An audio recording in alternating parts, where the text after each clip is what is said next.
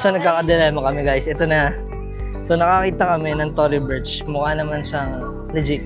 Okay yung zipper, okay lahat, okay yung tahi. From 1.8, 1.3, naging 1.2. So, nagko-contemplate siya kung kukunin niya or hindi.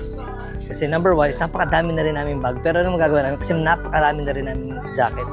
So, ito na, bayaran na. And nagko-contemplate kami nga kung kukunin namin siya.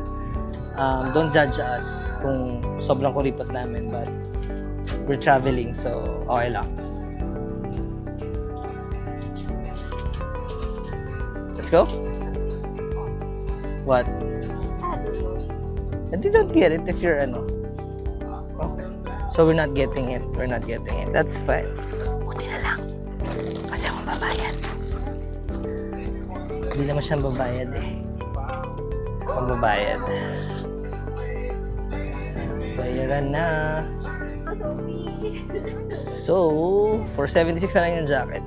Guys. Tapos yung mga shorts, 250. Yung bag din na namin kinuha. Because I think bibuilding kami ng bag sa